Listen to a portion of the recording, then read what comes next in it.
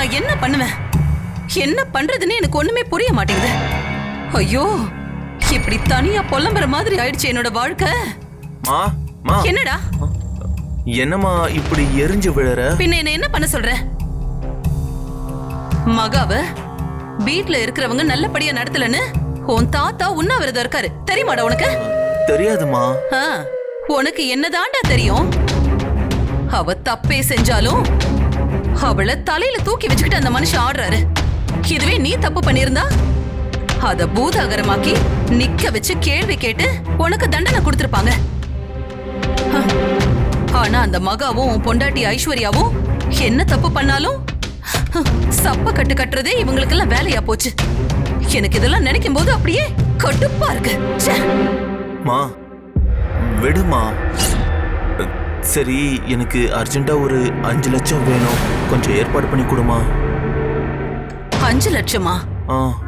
என்னடா என்னமோ நீ சம்பாதிச்சு கொடுத்து வச்சிருக்கிற மாதிரி கேக்குற? உனக்கு எதுக்கு திடீர்னு அவ்வளவு பணம்? மா ப்ளீஸ்மா, இந்த பிரச்சனையெல்லாம் முடிவு கட்டுறதுக்கு தான்மா கேக்குறேன். ப்ளீஸ்மா கொஞ்சம் அரேஞ்ச் பண்ணு. அதான் என்ன விஷயம்னு கேக்குறேன் கௌதம். மா அதாமா, அந்த ஐஸ்வர்யாவும் மகாவும் இந்த வீட்டை விட்டு வெளியே போனாதான் நமக்கு நிம்மதியே. அதுக்கு ஒரு ஐடியா வச்சிருக்கமா, அதை எக்ஸிக்யூட் பண்ணதான் 5 லட்சம் ரூபாய் கேக்குறேன். டேய், அதுக்காக நான் 5 லட்சம் இல்ல 10 லட்சம் கூட செலவு பண்றதுக்கு நான் ரெடியா இருக்கேன். ஆனா தயவு செஞ்சு அவளுங்களை வெளியில அனுப்புறதுக்கு ஐடியா பண்றேன், பிளான் பண்றேன்னு நீ சொதப்பாத. என்ன செய்யணுங்கிறத இனிமே நான் பாத்துக்கிறேன். வாயை மூடிக்கிட்டு நீ பேசாம இரு. நானே ரொம்ப கடுப்புல இருக்கேன் கௌதம். அவளுங்களை வெளியில அனுப்புறேன்னு பிளான் போட்டு எல்லாத்தையும் சொதப்பி இந்த அளவுக்கு கொண்டு வந்து விட்டுட்ட. இங்க பாரு, இப்போதைக்கு நீ எதுவுமே பண்ணாம அமைதியா இருந்தனா அதுவே எனக்கு போதும். அடுத்து என்ன பண்ணணுங்கிறத நான் யோசிச்சு வச்சிருக்கேன். என்னமா பிளான்?